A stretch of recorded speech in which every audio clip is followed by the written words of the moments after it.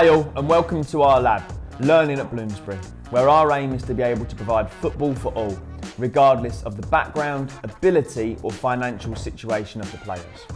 We want to encourage young people to pursue their full potential in sport and out of sport. As part of a passionate group of football coaches, we know that there are those involved in the game who are always looking for ways to further their knowledge and understand the game, and this notion gave birth to L.A.B, a free coach education platform that brings specialists and other like-minded professionals into the spotlight to share their experiences and ways that you may be able to apply this to your own coaching and programs. Hi guys, my name's Nick Bareham. I'm the Academy Manager at Bloomsbury Football, the home of L.A.B. If you want to reach out and help to support L.A.B, you can do by emailing us at learning@bloomsburyfootball.com. As we go into today's topic, helping me today is Josh Arnold, someone I work with every single day, a master in the game and brings a lot of knowledge and experience to our lab. Josh, I'm excited for today. What about you? Yeah, I'm really excited to speak to Skye again in sort of an official format. It's been great chatting with her in the lead up to this. I've already learned so much in terms of sort of engaging parents and the trust elements. And yeah, I think there's going to be a lot of good takeaways. So yeah, really excited. Fantastic. So Skye, over to you. Can't wait to jump in. Excellent. Thanks. I so appreciate you all having me here. It's like Josh sort of alluded to, it's been great to chat with you in the build up to this and just see and learn more about the great work that you all are doing with your program. So really excited to be here. Obviously, this is information just about your lab program. I know you gave a little quick intro about it, but I love the fact that you all are being so intentional with this extra education and learning, and also pushing it out sort of collaboratively to people outside of your club structure, which is so important and is sort of foundational in the work that I'm doing when it comes to collaboration and partnering. And we'll actually dive into that a little bit today as we're talking about some of the topics that we'll be bringing up today. So just a little bit of backstory on me and soccer parenting, and maybe a little bit of the why behind my starting soccer parenting.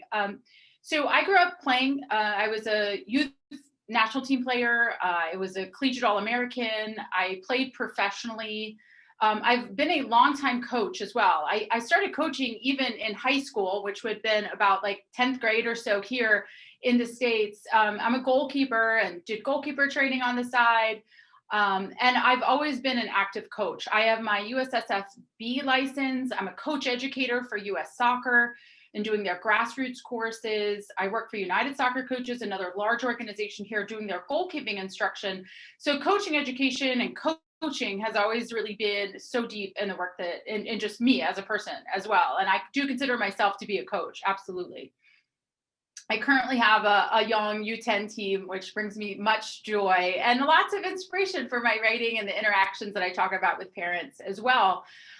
And then I have two children as well. And as my kids started coming up in the game, I started to just be so acutely aware of the challenges that existed in the coach-parent relationship. And with that in mind, of course, I'd always been aware of this as a coach. I mean, we're very aware of the challenges of the coach-parent relationship, but being on the other side of it as a parent really put me in a position where I decided that I actually wanted to try to tackle and improve and solve these issues that we have in the coach-parent relationship. And so that's the work that I've been on for the last 8 or so years.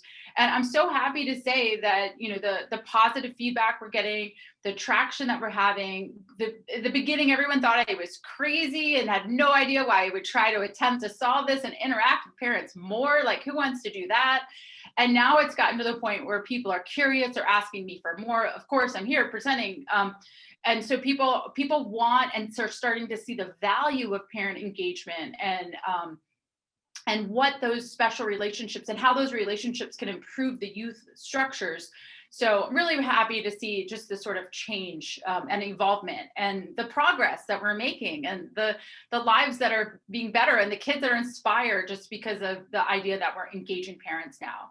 Our vision at Soccer Parenting is to make youth soccer better. And that's exactly why I started down this path. I care so much about this game. It's given me so much. And so while a lot of this conversation today is of course related to just sports parenting in general across all sport, my focus has always been on soccer because I care so much about the game and I just truly want to make youth soccer better.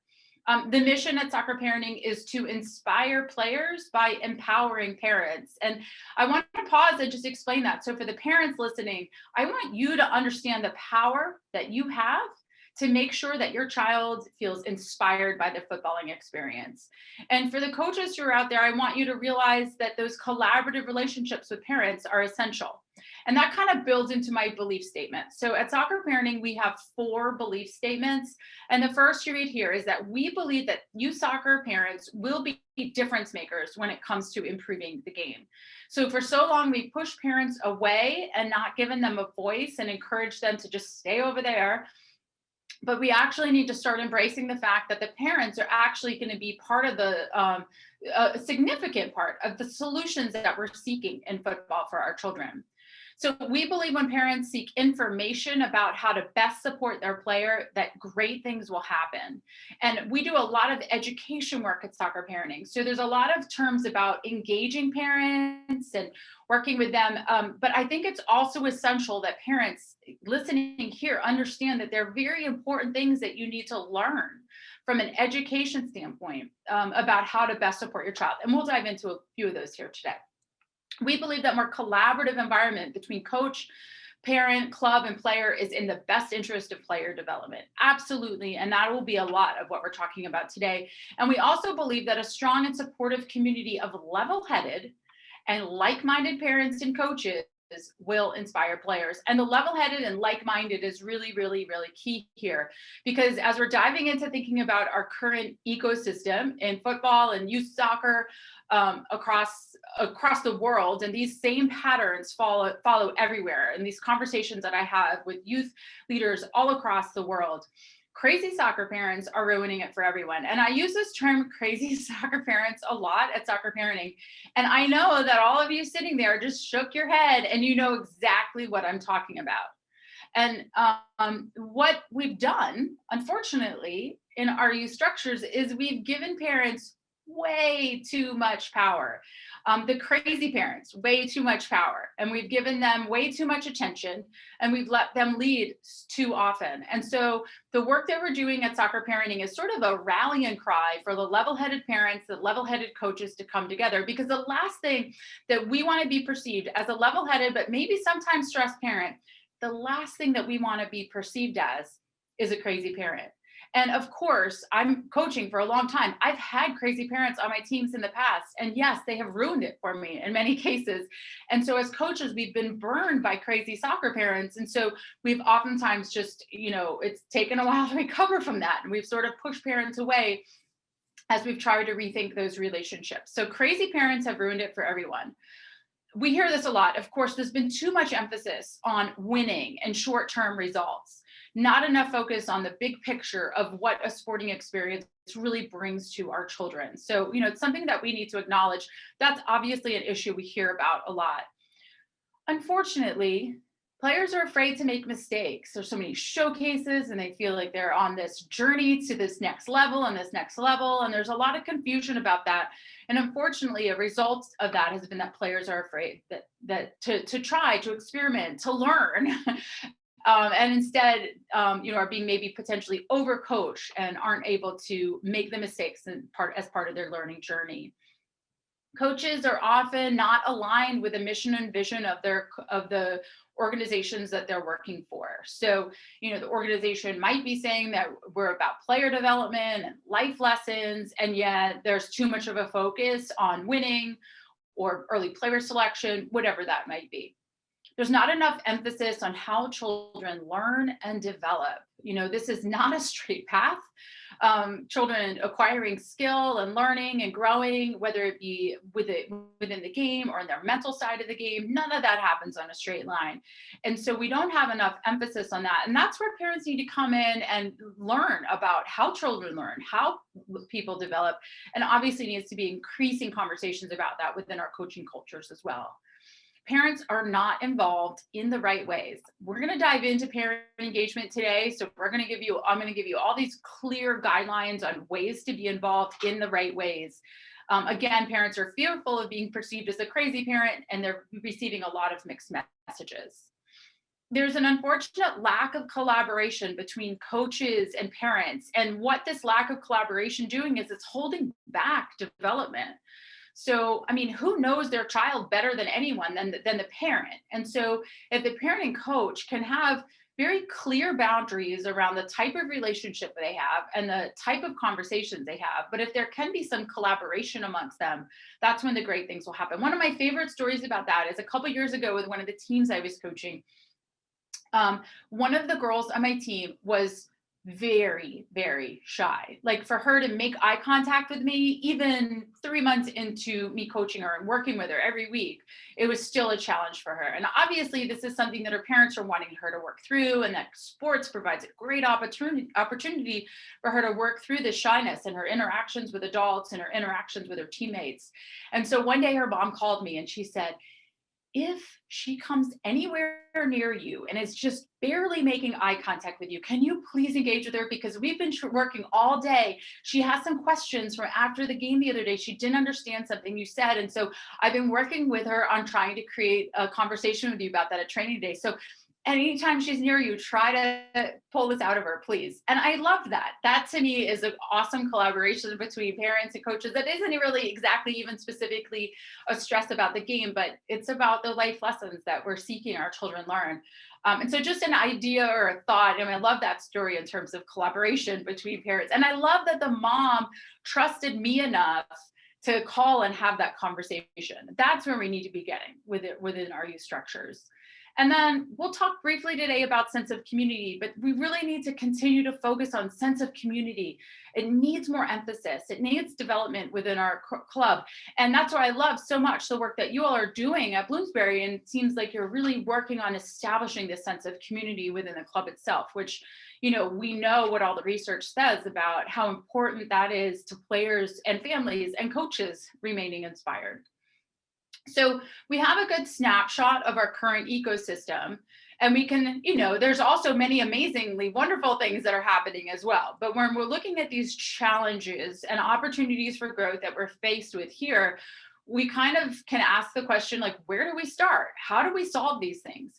And when I started down this journey so many years ago, it seemed like a very overwhelming question, like, how are we going to change an entire culture that is very systemic, and it's often related to like societal culture that we're feeling right now, with like how our children are being raised in society right now. So where do we start? How do we solve these issues? And there is a very clear place that we start, and it's with trust. So we need to dive into establishing trust in the coach-parent relationship, establishing trust in the coach-coach relationships, in the referee coaches, and the club leaders and coaches, and the parents and other parents, the parents and referees. Like, trust within this ecosystem is foundational to the positive change that we're seeking. And there's a ton of research about trust that we can look at from Fortune 500 companies in the United States, and there have been many studies on these organizations and what happens when an organization has trust-filled relationships. These are some of the things that result in these organizations. There is increased value. There is accelerated growth. Let's think about what this means in soccer. Increased value. You're positively impacting the lives of more children. You're bringing value and richness to more families, and coaches are happier when there is more of that happening. There's accelerated growth, whether that means actual growth in the organization of growing numbers, whether that means growth in terms of growth of the individual player, enhanced innovation. So an example of that is, I feel like the organization where I'm working, the club where I'm coaching, has really good quality trust. So when I go to the parents on the team and I say, hey, this weekend, we're going to actually, instead of playing in league format, the other team at our club that we've lost to the last 2 times we played them, because they're a better team than us and they're in their same division, instead of playing them a 3rd time this season, which is what was happening last year with COVID, because we had such limited games and matches that we were able to have, I said to the parents, we're going to scrimmage them. We're going to split the teams. We're going to make them as even as we can. And we're going to get out and have a very focused and a game like with a referee, but it's going to be mixing the two teams together. All the parents were so happy with that. And if we didn't have this trust-filled organization and we didn't have this trust with an organization, calling that out or suggesting that, there might have been a little bit of pushback. Side note, the game ended, I think, 5-4. It was an awesome match. And so it was great to be able to, have that innovation instead of, I think in the past, they had beat us like 7-0, 6-1. So it just was a great match anyway. When we have trust in organizations, there's improved collaboration, whether that be locally, like you're seeing even here with pushing out the lab and collaborating with organizations and other sporting organizations right in the area, inviting them to participate. That's fantastic. Stronger partnering, better execution, heightened loyalty. So all of these things happen when we have trust. And if you think about the issues that we were talking about within the ecosystem and the challenges that we have, this solves a lot of them. And so the question then becomes is, how do we do it? How do we establish trust? And there's actually real clarity around that amongst research as far as that's concerned as well. So I'm going to give you a couple of ideas here. We can chat about these more. If you have any questions about them, pop them into the question box. Absolutely. But, how do we establish trust? The first thing that we have to do amongst coaches and parents, or clubs and coaches, or clubs and parents, all of us, is that we have to listen first. We have to actually be curious. We have to want to understand the other person's point of view. So you're a coach and a parent is coming to you with some stress they're feeling about their child, which you welcome that kind of conversation. If your child's not feeling inspired, if you're feeling a lot of stress, please come talk to you. That parent comes to you, and instead of looking at them saying, oh my gosh, they're so out of control, you are listening first. You're really trying to understand where they're coming from. We're clarifying expectations. This is so essential to sense of community building. It's having appropriate boundaries, clarifying expectations so that parents have clarity on, so that clubs have clarity on what parents should be able to expect for the coaches, so that coaches have clarity on what is expected of the parents. That is essential in establishing boundaries so that we can really facilitate a positive relationship. We need to keep our commitments to one another. In the United States, we do a lot of player feedback, and clubs oftentimes will say, during the trial process, we'll give you feedback midway through the season, and we'll give you feedback in the spring. So we start in September. So like around the holiday times, we'll have a feedback period. And just before tryouts happen in the next spring, we'll do feedback as well. I get so many emails from parents in like January that say, the club said that they'd give us feedback in December and they haven't done it yet. Do you think it's okay for me to ask for it? And I'm like, heck yes, it is okay. But at the same time, it's curious to me that the parents even asking that, like they don't have that confidence that, if somebody says they're going to do something, that they should be able to, they should keep their commitment. So that's foundational, and just an example of how we can keep our commitments to one another between coaches and parents and clubs. We need to deliver results. I guess this comes down to what you believe to be true when it comes to what you think your role is. I think of my job as a coach as positively impacting the lives of children. So that's delivering results. If I'm positively impacting their life, then that's delivering results. That will establish trust if that's where the focus is. Extend trust. I start a lot of the education that I do with parents and that I do with coaches is, what do you believe to be true about youth soccer coaches? And what do you believe to be true about youth soccer parents? Like, we need to get that and process that and then extend trust to one another. We need to confront reality. A lot of times these are conversations that we need to have about children and their performance, or children and where they're placed on a team, or where we believe that they'll be best suited. It's really important to be able to have those very real conversations with parents. It actually helps establish trust instead of ignoring stressful conversations that we might have. And likewise for parents, reaching out and being able to talk to the coach about, what's really right in front of them, whether it might be the way your child is feeling, or whether it might be the way your child is, what the messages that you're hearing from them when they're coming back home. Like, bringing those forth to the coach is essential. demonstrating respect to one another. This can be demonstrating respect. I often say to coaches, do you know the first name of all the parents on the teams that you coach? Like, how awesome would that be to get out of your car before you're walking out to the fields on Saturday and be able to say, hey, John, good morning, and know the dad's name of the parent. And likewise, it's really important that we as parents really demonstrate respect to the coaches, understanding their time commitments to their family and the unique amount of commitment that coaches are making into the youth game, and how that time frame is often not conducive to families. And so trying to talk to a coach after a match about something, or not scheduling a time and just assuming that they'll be available after training is not necessarily always the best process, and it's not a demonstration of respect for their time. And then finally, we can establish trust by getting better, whether that be coaches working on furthering your education and diving in, and becoming a better coach yourself, or better in your relationship building with parents and your players.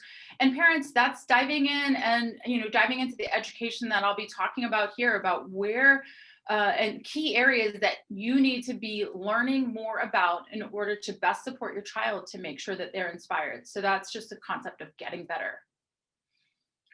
So I'm going to dive in and kind of shift a little bit from what's foundational to us improving this ecosystem of establishing trust. So once we have this sort of these trust-filled relationships, or we're seeking them and we're being very intentional about trying to establish trust-filled relationships, which is a very unfortunately, oftentimes sort of a novel concept in youth football. Like, how do we have these trust-filled relationships? And then I want to sort of shift here to parent engagement. And this is where I always start, is what does parent engagement mean to you? And if you're a coach, I actually want you to just kind of take a moment and think about it. If you're a parent, I want you to take a moment and think about it. And maybe even jot down a thought or two about this topic and what it means to you. The reason I start there is because there's also a lot of confusion about parent engagement and what that means. We already talked a little bit about the mixed messages that parents are receiving when it comes to parent engagement. There is so many memes about the helicopter parents, or the lawnmower parents who are just removing obstacles for their children, and how this really isn't helping when it comes to grit and resiliency and determination, and maximizing a child's ability to learn and grow and develop. So we have all of that stress as parents already. But then we're also, I'm saying be more engaged. And then other people are saying care less. You care too much about your child's, sporting experience. You need to care less. And then somebody else the next day is saying care more. It's just trying to find this balance is hard. We obviously already talked about the crazy soccer parent and how we live in fear of being that. And then there are also something is important to note is that there are also coaches that have different philosophies. Some coaches are more collaborative, some aren't yet. And so, being out, having to shift between different coaches in different seasons or years can also sometimes be a challenge. But the bottom line is that parents are receiving a lot of mixed messages when it comes to engagement. And so I want to sort of have some clarity around that. And to start with the idea that you do need to be engaged in the right ways. So much research about parent engagement in schools and what happens in a school when there are positive, powerful, well-implemented parent engagement programs at school. This is what happens in schools. The children will perform better. They'll have higher test scores. Children will complete their homework. When effective parent engagement programs are put in place, the students at the school have stronger self-belief. They do not drop out of school. They stay in school longer. The parents are empathetic, and the teachers are satisfied. So we know that this is what happens when schools have successful parent engagement programs put in place. And yes, let's imagine that for clubs. So the kids would play better. They'll have more inspiration. They'll train on their own, stronger self-belief, keep playing. The parents will be empathetic, and the coaches will be satisfied. If I could go to every football organization and say, I have a way that all of these things will happen, you can read the list again, everyone would say, tell me what to do. And the answer is parent engagement. And so parent engagement solves so much of what we're talking about. So this is the why behind it. You kind of might be saying, well, what is parent engagement? And it's actually much simpler. It's just a matter of putting processes in place, following through with them within the club organization, and rethinking the relationships, working to establish this trust. So when I talk to coaches and I say to them, why do you coach? Coaches will say things, and if you're a coach, you can kind of think about this, because I want to help kids fall in love with this game that I care so much about. Why do you coach? Because I want to teach life lessons to kids, because I want to help them develop skills and be more confident in the game. So then I ask coaches, what makes the season successful? And coaches will respond, when the kids register for the next season and want to keep playing, when we do have, some positive culture within the team, when kids are learning, when there's been some obvious growth, like all of those things make a season successful. And then when I go to parents and I say, parents, why do you have your children play football? And the parents will say things like the life lessons and the teamwork and the collaboration and the solidarity with teammates and all of those types of things, the leadership. So all of those things in those life lessons. And also because I want them to get better at football. And I ask parents, what makes the season successful? And the parents will say similar things and such, like, when my child is happy and satisfied, when they want to go and play again for another season. And so I think when we're talking about parent engagement, it's really easy to say, is it possible that we can bring these things together? And to me, this is what parent engagement is that when the coaches and the parents get aligned about the why and the what, why they're doing this and what makes it successful. And if we can keep our focus on that alignment and where we are when we're together, then we will have successful parent engagement programs. And what the focus is on players that are inspired. So if that can be our together focus, and that's where we come together as coaches and parents, that essentially is parent engagement. Parent engagement is coaches, clubs, and parents working together to ensure players are inspired. We all have our own ways of doing that. And the coaches, the massive preparation that you have to do for training, your feedback to players, your evaluation of matches, and how you're going to implement new thoughts in terms of the team growing. You're working on your interpersonal relationships with the team, the players, maybe any other coaches that you work with within the club. And then obviously, the parents have a lot to do as well. And we're going to dive into what the role of the parent is. But this is parent engagement very simply. It's parents, coaches, and clubs working together to ensure that players are inspired. So how? We know what a lot of the how is when it comes to the clubs. So I'm just going to push this out right away. So from a club and from a coach perspective, this is parent engagement. It's club-wide communications, whether that be in the form of social messages, newsletters, emails, whatever your club decides. It's whatever that club-wide communication structure that you have in place. Coach communication, whether that be preseason meetings that you all may have, whatever your club has in place, it varies. Some coaches are extremely communicative.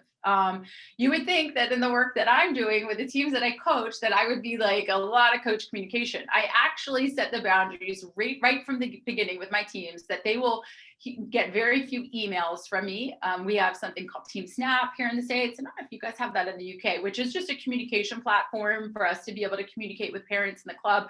I can send out quick little chat messages and emails very easily, but I say from the very beginning, I'm not going to do that a lot.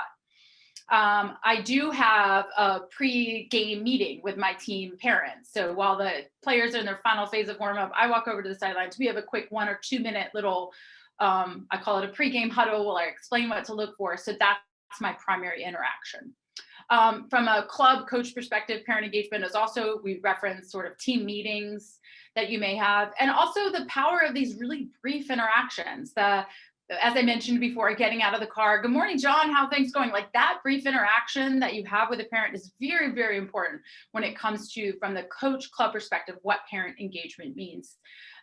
Individual player meetings, maybe you have at clubs or your organizations, and then transformational conversations, which of course are probably, I hope, your favorite if you're a coach, is having those transformational conversations, whether it be supporting a parent through their potential stress, or having that transformational moment with the player in terms of helping them get from A to B, whatever that may be. So we get the clarity around the club. And a lot of times when we think about parent engagement, that's what we think about. But parents, it's really, really important that you think about parent engagement from your point of view. So not from the club's point of view, how they engage with you, but actually how you engage with the game. And so obviously there's meetings, emails, transportation. You need to stay on track as a parent and get to the meetings, read the emails, get your child to training and to the matches on time, and be there to pick them up on time.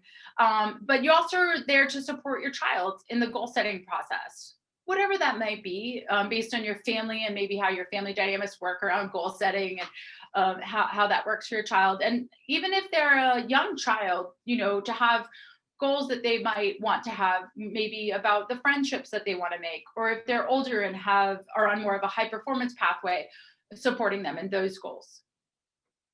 Attentive silence mode.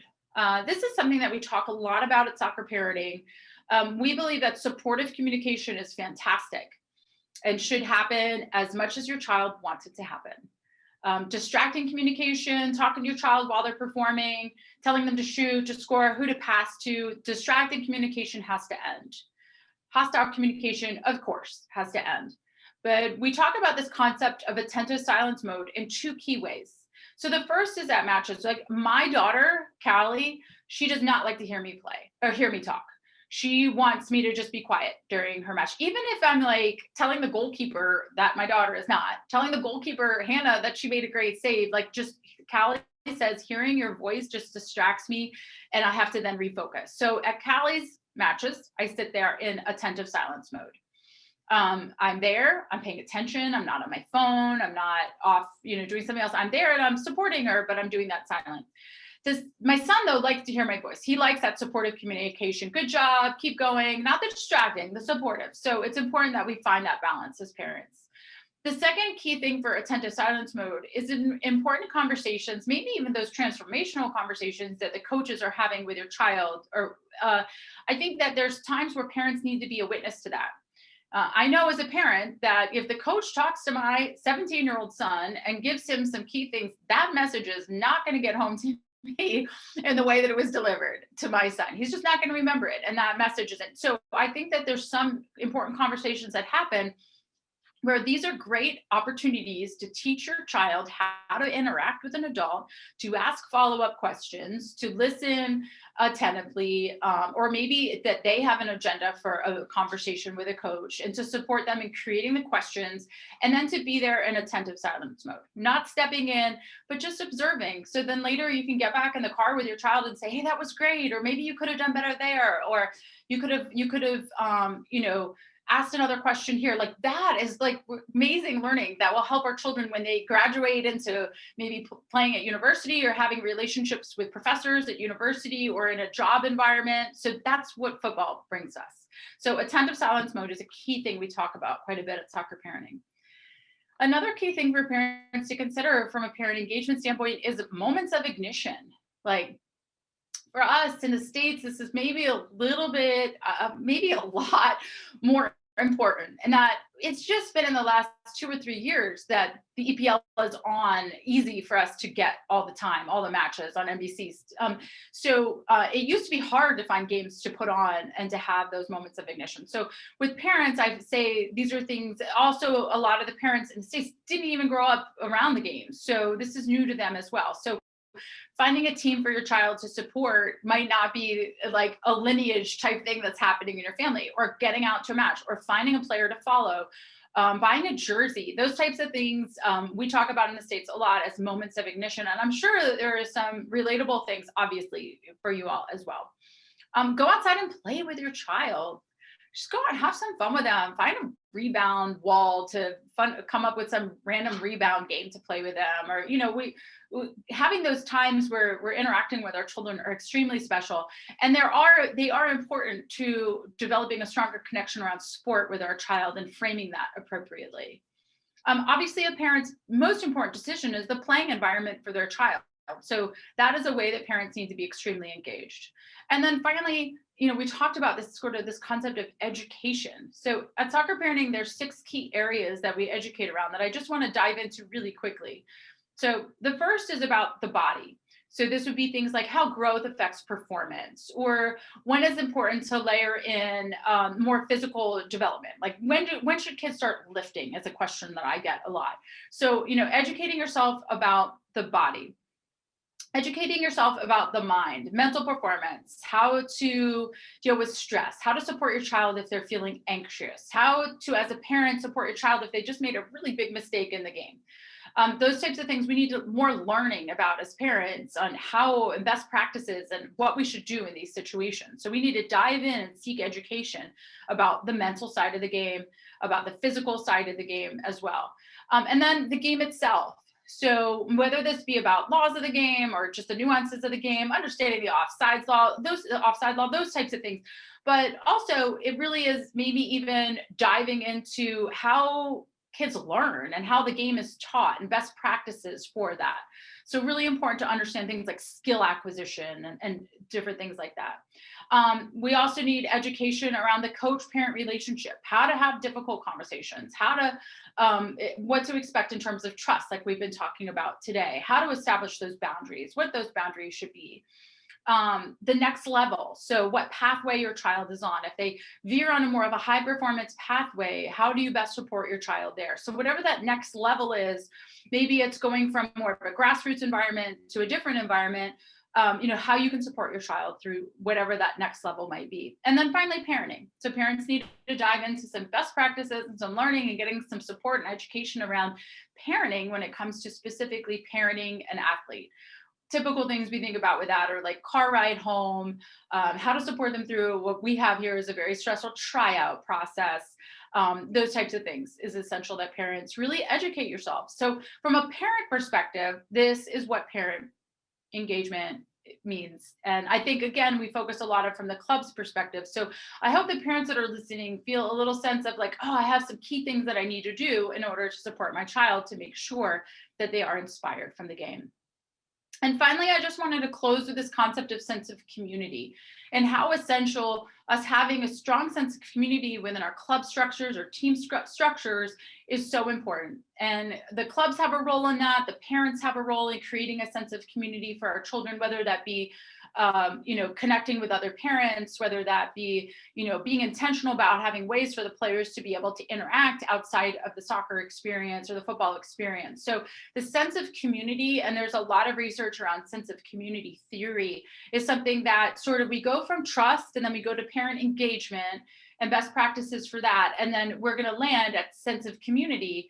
And once we can really feel like we're back to having this strong sense of community where we're focused on the right thing and our mission and our vision is aligned with what's happening on the pitch, then we're going to really have this much stronger experience for our children in which there'll be even more inspiration, and families will be supported as well, which is essential. And again, that's why I'm so excited to be here to present here with you, because I get the sense that, you're really working on establishing this sense of community within your club and within the footballing structure that you have right there in London, and just see the essentialness of that. So I thought it was important that I just sort of end with a little concept of sense of community.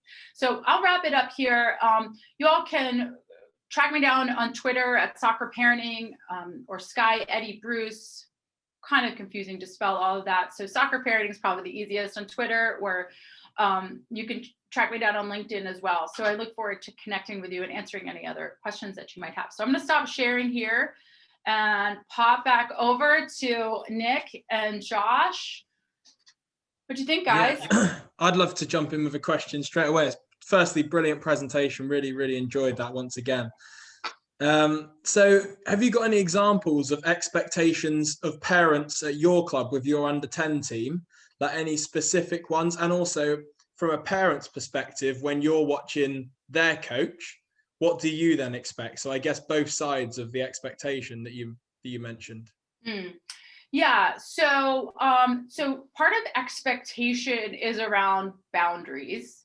So I think maybe so let's start with boundaries and then maybe we can build into expectations. So like from a boundary standpoint, like what's acceptable in the coach parent relationship kind of dives into what your expectations should be. So, I think it's important that coaches and parents are aligned around this idea that if your child is getting in the car after training repeatedly and not feeling inspired, that should open the door to a really important conversation between a coach and a parent to try to figure that out and get to the bottom of that. And maybe the coach is being too hard on the kid and they think that the kid likes that, but they're masking it. And in training, they're being tough and they're like working harder and they seem to be responding positively to that. But then they're getting in the car and they're breaking down. Like as a coach, wouldn't you want to know that so that you can maybe back off the kid a little bit or build them up in a different way? So, those types of boundaries are important in that, if your child's not feeling inspired, there should be a conversation between the coach and the parent. Non-confrontational, just with the focus on the child being inspired. We also need to open the door as coaches and parents to conversations about like if a parent is being stressed, is feeling like a lot of stress, whether that be about the child's performance or the position they're playing, whatever it be. Like if you're feeling really stressed, like talk to the coach, let's have a conversation about it. And that would, if you ask for an example, like last year I had a new team and I had this one girl playing up top all the time. And that's where I thought she had always played. And my role, what I do with the team is I have them in key positions for the first part of the season. And then they go to a secondary position. And then in the spring we flip it. So they get eventually, but I had her at the very beginning playing what I thought was her like favorite position. And to have her dad come to me and say, she's really struggling. Like she's never played here before. And can you give her some more guidance? I was like, I thought this is where she always played. So, that type of interaction is really important. And once I was able to adjust, I still played her there because that was part of where I wanted, but I was giving her more guidance and information and instruction and coaching her and presenting these ideas to her a little bit differently. So I think that that's an important example of like those boundaries that need to exist and then the interactions that can result. Your second question was kind of like from the coach's perspective. Yeah. So I guess like from your side of it, as a parent watching on, like looking at another coach, what do you then expect to see from them? Yeah, I expect them to be coaching in whatever coaching style is theirs. We're not going to all have coaches that are the same, but my expectation, I'm imagining your expectation as the club, is that it be an inspiring environment. That's all I can really care about. I can't dive into the tactics. I can't dive into practice design. I can have opinions about like what I think is the best type of practice design, but then my job as a parent is to find the right environment for my child where that club also has alignment around that. But then the coaching, the things that happen on the pitch, that's the coach's role. That is not my role. And so my expectation is that my child will be inspired, maybe not every day, because it's not easy every day, but they're going to want to keep playing, and then that the football experience is going to be good for them. Brilliant. That's great. And we had a question come in here, and I think we've touched on it when we spoke about trust. But the question reads, how can parents and coaches align a similar vision for a player's individual needs? Yeah. Well, I mean, that's the challenge of coaching right there, huh? Like, how do we support holistically each child in front of us on the field? And so it's a challenge, right, for us as coach to think about that. But how much easier is that if we're getting feedback from the parents? Like, tell me about your kid. Like, what would you hope to have them get out of this season from a not soccer, we're not talking soccer, life lesson standpoint? How can I layer those types of things into my training? So if I know that, the child is, the parent says, I really want them to have better relationships with the players. Right now, they only know one player on the team. And so then you think about that in your practice design and how you're putting players in groups together, and maybe some leadership role you give this player within this environment to give them more of a voice within the team. So, I think that it takes us being extremely intentional. And it's inviting parents into that process, because parents have such insight for us if we trust them, and if we don't just assume that they're going to start talking about how their player is going to be this great, blah blah blah. Like, I mean, that's the assumption we always make as coaches, that parents will sidetrack us. But actually, if we frame the conversations correctly and the questions that we have for parents correctly, we're going to get a lot of really great insight that can bring us together and have this alignment when it comes to a vision of supporting the player and when it comes to their individual needs. That's brilliant. Another one from me. Where do you see the responsibility in terms of dealing with failure between parent and coaches? So like failure is inevitable. It can be a really good thing, obviously building character. Where do you see that sort of sits in the balance? So I imagine you might say that there's responsibility for both, but yeah, I'd be interested to hear your thoughts. Well, I mean, that's where the learning really happens, right? And it's so hard. It's so hard to be a parent, watch a child fail. I mean, just not make the team they want to make, not get the playing time that they really, really think that they deserve, or to, not have things work perfectly, have an injury, all of those types of things. It's so hard as a parent to help your child get through those things. Yet at the same time, that's, like I said, where the learning happens. And so I think the best things to do in these situations are to just, when we're talking about talking straight was one of the things that I mentioned, and confront reality is another thing I mentioned when it came down to establishing trust. I mean, that's where these real conversations need to happen between coaches and between players. My team last season, little U10 team, didn't win a single game. We got put in not the wrong division. We got put in a division that was a real challenge for us. And it was largely because of COVID. I coach in the largest club in Richmond, we have two kind of large clubs, but the largest club with this youth program. We have 4 U10 girls teams. And I'm in the second team down. And we got put in the division with a top team, which in the Richmond market put us with all the other top teams in this area. So we're playing against the best teams at all the other clubs. And because our club is so large, we had 2 teams in there. We lost every single match. And that was hard, right? That could have been much harder. Or was it hard? It actually didn't have to be. Like, at the end of every match, we had to go out of our way to find the positives and to see the improvement and catch them being good and catch the positive things happening. And I think all the parents at the end of the season would say, wow, this wasn't what we intended going into this, but what a great season this was, because our girls kept battling and kept fighting, and they got so much better, over the season. Like, we could see this improvement happening. And so, grit, determination, resiliency, all of these things are foundational to why, as parents, we want our children to play sport. They're also foundational to, I think, what keeps us coming back as youth coaches, like being able to teach these life lessons to kids.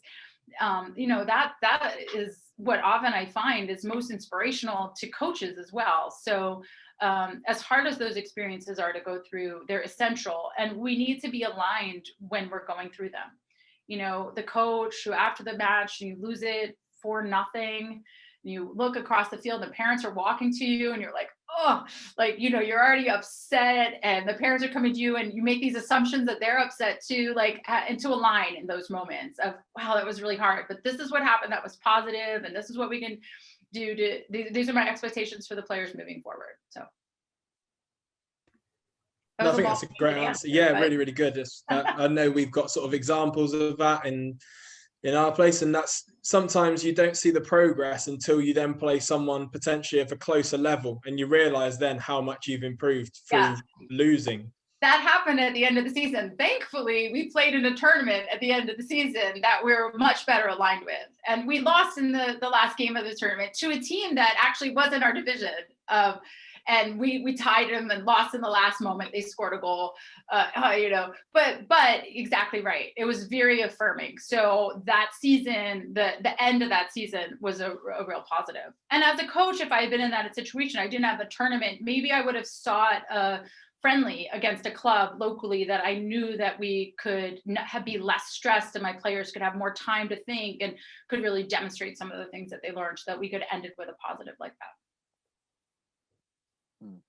Yeah, I think that's a great situation you've alluded to there, and it ties in perfectly with this next question from our attendees. So the question reads, what if parents measure you only on results? And I want to tag this question with asking, how would you as the coach in that situation approach that relationship to be able to highlight other ways of measuring that relationship and success for you as the coach, and what is success for that season? Yeah. I mean, I think it's essential that we start out from the very beginning with, as coaches, with our interactions with our with the parents on our team, from the very beginning, highlighting what's important to us and that we be aligned around that. So my first conversation with parents is always, sorry, it looks okay. My first conversation with parents when I have a new team is always, tell me about your child, and I can't wait to be able to impact their life. And this is what we're hoping to accomplish from like a life skill standpoint. And this is how we're going to impact the players. And this is what we're hoping they'll learn on the pitch. And so, from the very beginning, we need to frame it around that. I mean, to answer that question, I'll go just to kind of reflect on the season that I had when we lost every match. Like, you have to get real. Like, if the parents are valuing you only on the results, then you have to ask, why are they? And then that's where we really need to seek and establish trust. Now, there might be a parent or two that just can't get over it. And maybe those are legit crazy soccer parents. And we have to stop giving them such power. And instead, as coaches, we need to focus on like the level-headed parents and bring the majority of the parents together. And one time, if you have that really loud voice that detracts from the progress that you're potentially making, that is focused too much on the results, that's extreme, huge distraction. And you really have to work hard to get past it. I find the best ways to do that is to have like straight out team meetings where you're not calling out a parent specifically, but you're really calling out and talking straight about, I'm feeling a lot of pressure. I feel like there's a way too much focus on the results. I'm doing an exceptional job with your children, and this is why. This is how they're growing. This is what our focus is on. And parents, this is what I need from you. And really bringing them back in. And it's okay to lead and have those types of conversations in a non-confrontational way, but to just say, reality check for you as parents as well. And I was just counseling and working with a coach last week who was really coming to me struggling. Like I've coached for a long time. This is the worst situation I've ever had with parents. They're putting way too much pressure on their children. And I feel like nothing I do is enough. And, for me to even say to the coach, they're being wrong, you're doing a great job. That was very affirming to the coach, because it's so hard and we do have so much stress. So we need to seek support as coaches when we're in that environment. And we need to be in strong club cultures that are really focusing on the development instead of the winning. And if you do have that one parent or two, you need to have an extremely direct conversation with them. And if you need to build those skills to be able to do that. As coaches, a lot of times we don't have those skills, which is why I do a lot of coach education around things like emotional intelligence coaching, how to have difficult conversations with parents. Like, that is stuff that you need guidance on. And if you don't feel like you're equipped with those skills, then find a colleague, find a coaching director, find somebody from the club that can support you in having that conversation very directly with a parent you feel that is focusing too much on results. But go into the conversation listening first.